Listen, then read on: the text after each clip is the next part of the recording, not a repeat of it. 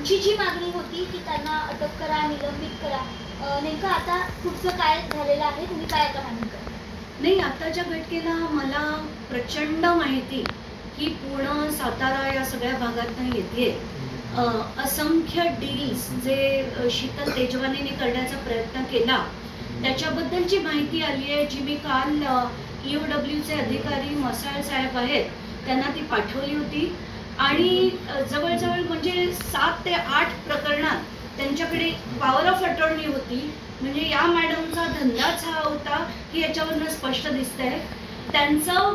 आणि एक company पॅरामाउंट dream build नावाची जी कंपनी होती जी OPC होती। आतापर्यंत आपण कोणी OPC ऐकलं नसेल, पण 1 पर्सन कंपनी त्यांची होती, त्या शीतल तेजवानींची होती। आणि त्याच्यात न पैसे हे जे दिले जायचे लोकांना, तर त्याची सुद्धा माहिती मी डाउनलोड केली आहे। आताच्या घटनेला ही सगळी माहिती मी खर्गे समिती पुढेही देणार आहे। जे EOWचे अधिकारी होते मसाळ यांना मी ऑलरेडी बऱ्यापैकी त्याच्यातली माहिती पाठवली आहे। असंख्य जमिनी म्हणजे त्याच्यात आपण याची जमीन म्हणा, वकफची जमीन म्हणा, बांद्र्याची BKCची जमीन होती, पुण्याच्या तर कितीतरी जमिनी होत्या। त्या सगळ्या ठिकाणी मी बघते की power of attorney Sheetal Tejwani यांनी घेतली होती, काही पॉवर ऑफ अटॉर्नी त्यांच्या कंपनीने घेतली होती। ही सगळी माहिती सुद्धा आता मी ॲडिशनली देणार आहे। आताच्या घटनेला मला वाटतं बरेचशा चौकशा त्यांच्या चालू झाल्या आहेत, कारण खर्गे समिती पुढे मी अमुक जे मुद्दे मांडले होते। एक मी मांडलं होतं की मला कलेक्टर पुढे हे त्या चौकशीत नको आहे, कारण कलेक्टरांना 16 जूनला, मी परत हे म्हणेन, 16 जूनला या प्रकरणाची माहिती होती। 16 जूनपासून नोव्हेंबरपर्यंत त्यांनी काहीही कारवाई केली नाही। दुसरं, त्यांना बोटॅनिकल सर्वे म्हणजे ही जी बोटॅनिकल गार्डन्स ऑफ इंडिया जी होती यांनी 16 जूनला, म्हणजे ही साधी संस्था नव्हती, सेंट्रल गव्हर्नमेंट म्हणजे मिनिस्ट्री ऑफ एन्व्हायरमेंटची जर संस्था होती, त्यांचं अर्जंट इंटरव्हेन्शन त्यांनी करायला सांगितलं। त्याच्यात काही झालं नाही, कुठल्याही प्रकारचा FIR झाला नाही। उलटं त्या लोकांनी, अमेडियाच्या लोकांनी तिथे जाऊन ताबा घेण्याचा प्रयत्न केला होता। तर जसं मी हे एकदा नाही 10 वेळा म्हणेन की अजित पवारांनी सांगणं की मला माहीत नाही हे शक्य नाही। कलेक्टरांना जर हे माहीत होतं तर पालकमंत्र्याला माहीत नाही असं होऊच शकत नाही, कारण ही तब्बल 1800 कोटीची सरकारी जमीन होती। जर कलेक्टरांना, SDOना, तहसीलदारांना माहीत होतं तर पालकमंत्र्यांना याची कल्पना दिली गेली नाही असं शक्यच नाही। म्हणून एक तर ही समिती बरखास्त करा, 2 अजित पवारांचा पालकमंत्री आणि उपमुख्यमंत्री पदाचा राजीनामा हवा, आणि तिसरं याच्यात शीतल तेजवानी आहेत त्यांच्या जेवढ्या जमिनीचं, काल मी हे मसाळांना का पाठवलं, कारण त्यांच्या जेवढ्या जमिनींचे व्यवहार आहेत त्या सगळ्या व्यवहाराची चौकशी होणं गरजेचं आहे। म्हणून कारण ते जेव्हा EOW पुढे येतात, एखादी केस असेल तर माणूस समजू शकतो। या जेवढे मॅटर्स मी बघितले आहेत, प्रत्येक मॅटरमध्ये, मग ती वक्फची असो, इतर एका शाळेची जमीन असो, BKCची जमीन असो, जिथे जिथे होती तिथे शीतल तेजवानी यांच्याकडे पॉवर ऑफ अटॉर्नी होती। मला पुण्याच्या बाकीच्या लोकांनाही सांगायचं आहे की तुमच्याकडे शीतल तेजवानीची आणि काही माहिती असेल तर मला किंवा विजय कुंभार यांच्यापर्यंत तिथल्या तिथे पोचवा, आणि या सगळ्या गोष्टी मांडून एक प्रॉपर ॲप्लिकेशन करून आपल्याला खर्गे समितीला द्यायला लागेल। हे अतिशय गंभीर आहे। ही बाई कोणासाठी काम करायची, कुठले तिने प्रकल्प केले, कोणाच्या घशात या सगळ्या जमिनी गेल्या, कारण बहुतांश जमिनी या वतनच्या किंवा सरकारच्या होत्या। मॅडम, नोटीस बजावलेल्या आहेत असं कळतंय, नेमकं काय आहे, काय ब्रेकिंग आलं? नाही, आताच्या घटनेला माझ्याकडनं काही पत्रकारांनी त्या बोटॅनिकल सर्वेच्या अधिकाऱ्यांचे नंबर मागितले, जे मी त्यांना दिले।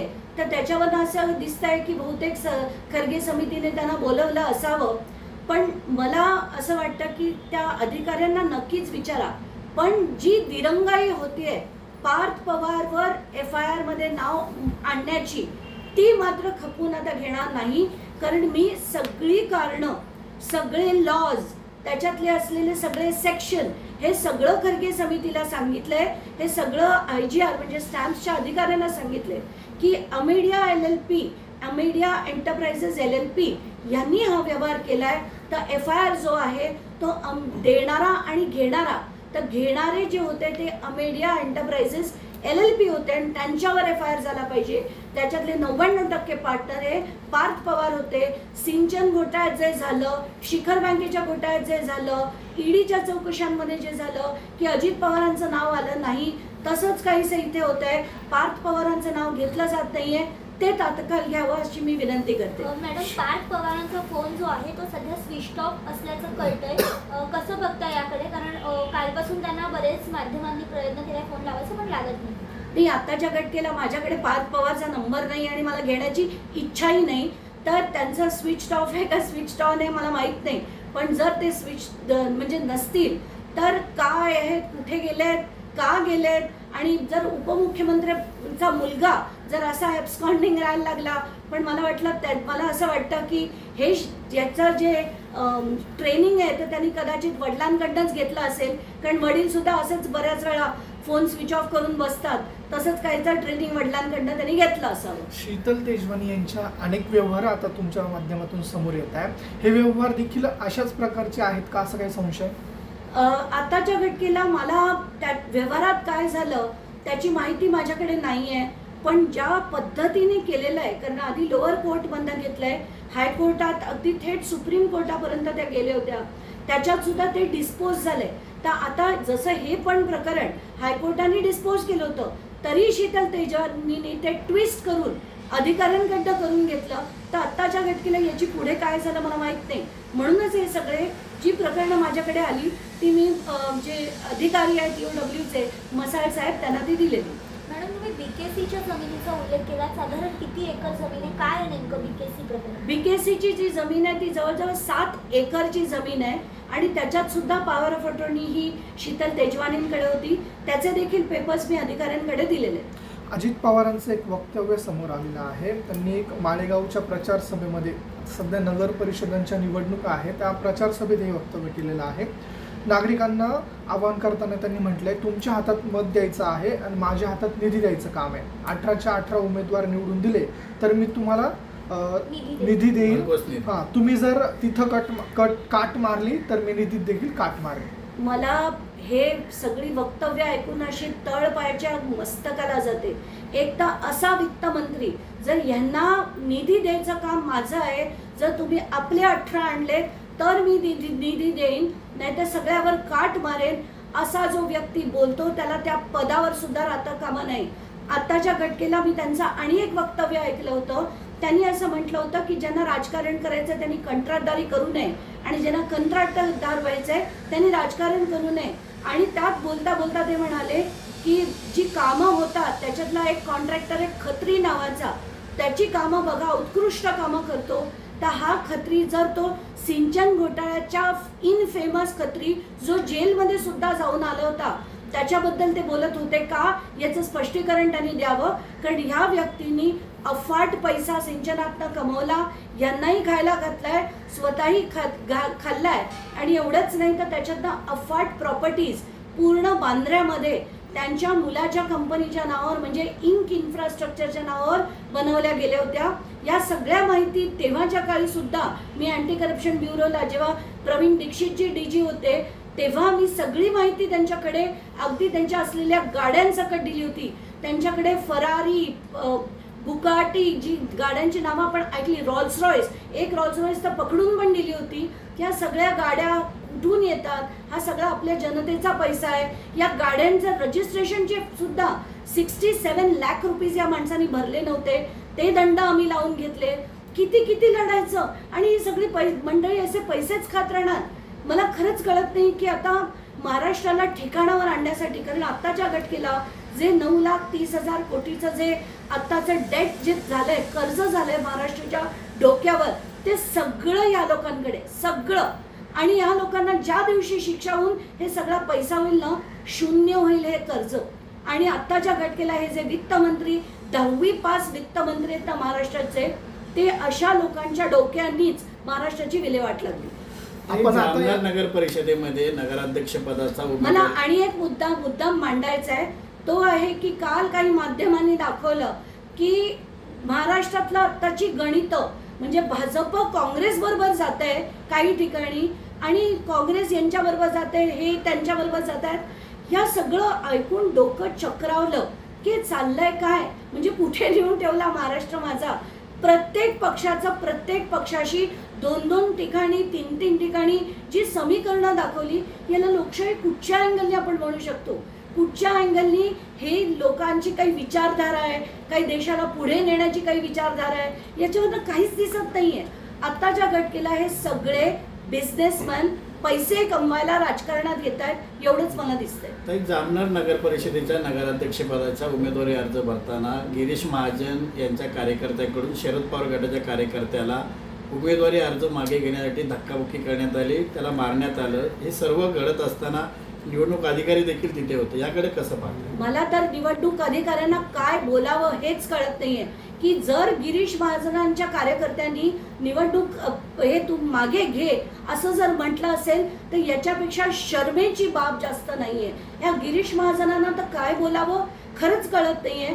कारण काल हे असो, त्यांचं दुसरं ते काल झाडांचं जे झालं, म्हणजे नाशिकची साधू संतांसाठी राहण्याची जागा व्हावी म्हणून झाडांची कत्तल करायची जी ठरवली आणि ज्याच्या विरुद्ध नाशिककर जेव्हा उभे राहिले आणि त्यांनी लढायचं ठरवलं, तेव्हा गिरीश महाजन म्हणतात की आम्ही याच्यापेक्षा 10 पट झाडं लावू. अहो पण तुम्ही लावणार किती, या झाडांची उंची किती? कारण या सगळ्या गोष्टी आहेत ना, या राजकारण्यांच्या डोक्यात येणारच नाही. त्यांना कळतच नाही मुळात की लोकांना काय हवंय, झाडांचा उपयोग काय, त्याच्यातल्या ऑक्सिजनची काय गरज आहे. राजकारण्यांना खरंच माहिती नाही असं वाटायला लागले मला, किंवा त्यांना लोकांची पडलेली नाही.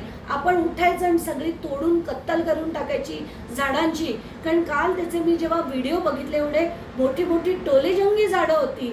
ही जर कोणी तोडायचा विचार करत असेल तर त्याच्यात जे लढतायत त्यांच्याबरोबर ताकदीने मी उभी राहणार आहे आणि त्याच्या विरुद्धही लढा देणार. बीडचे सरपंच संतोष देशमुख यांच्या हत्या प्रकरणामध्ये उज्ज्वल निकम सरकारी वकील म्हणून केस लढत आहेत. मात्र मागील अनेक दिवस ते केस लढण्यासाठी गेले नाहीत. यावर माध्यमांनी त्यांना विचारलं असता त्यांनी असं सांगितलं की सातत्याने तिथे तारीखवर तारीख दिली जाते म्हणून मी केस लढायला जात नाही. मला तर शंका वाटते की संतोष देशमुखांच्या केसमध्ये तारीख पे तारीख ही कोणामुळे दिली जाते हे पहिलं शोधणं गरजेचं आहे. ते खरं कोर्ट देत आहे का हे देत आहेत की हे अर्ज करून सांगतायत की आत्ता मला जमणार नाही, नंतर मला जमणार नाही. या सगळ्या गोष्टी खरं तपासणं गरजेचं आहे. कारण कोर्टाला माहीत आहे किती गंभीर प्रकरण आहे आणि त्याच्यावर जर तारीख पे तारीख चालली असेल त्याच्यापेक्षा दुसरं दुर्दैव नाही. मी त्यांच्या भावाशी बोलून, धनंजय देशमुखांशी बोलून याच्यावर पुन्हा अर्जन्सी कोर्ट करून ते मॅटर आणायला लावणार. मॅडम, तुम्ही परवा चौकशीसाठी जेव्हा गेला होता त्यावेळेला मंत्रालयामध्ये 2 जण आई आणि लेक तुम्हाला भेटण्यासाठी आलेले होते. तुम्ही त्यांच्या भेटण्यासाठी तुम्ही जाणार का किंवा तुम्ही काही नंबर वगैरे त्याचा मिळवलाय का? नेमकं काय झालं होतं त्या दिवशी? नाही, काय झालेलं, मी खरगे समिती पुढे मंत्रालयात जेव्हा पोहोचले ते संध्याकाळी 6ची वेळ होती आणि त्याच्यानंतर मला ते समिती पुढे मांडता मांडता जवळजवळ 7:15 वाजले होते. मला बाहेर आल्यानंतर असं कळलं, एक माणूस आला आणि तो मला म्हणाला मला अमुक अमुक अमुक माझ्या जमिनीबद्दल तुमच्याशी बोलायचं आहे. तर मी त्यांना म्हटलं आपण इथे बोलण्यापेक्षा शांतपणे निवांतपणे तुम्ही मला समजावा, मग मला जे करता येईल ते मी करेन असं म्हणून मी बोलल्याबरोबर तो तिथनं गेला. तर मला काही पत्रकार सांगायला लागले की त्या माणसाला इथे खूप आत्ता म्हणे खूप मोठा हे झालं होता, कारण खूप आरडाओरडी झाली होती, त्याला तुम्हालाच भेटायचं होतं तर तुम्ही त्यांना एकदा भेटून घ्या. तर मी त्यांना विचारलं, म्हणजे आम्ही पूर्ण ते कॉरिडॉर बघितला, तो तोपर्यंत खाली भेटेल असं वाटलं पण तो तोपर्यंत गेलेला होता. त्याच्यानंतर तो व्हिडिओ एवढा व्हायरल झाला आहे तर मला कुठूनही त्या माणसाला सांगायचं आहे की बाबा तुझी व्यथा, कारण तुझा जो व्हिडिओ मी बघितला जे तिथे घडलं मंत्रालयात ते अतिशय दुर्दैवी होतं.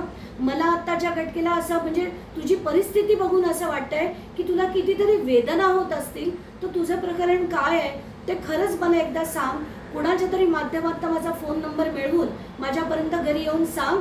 मला जेवढं तुझ्यासाठी करता येईल मी नक्कीच करेन.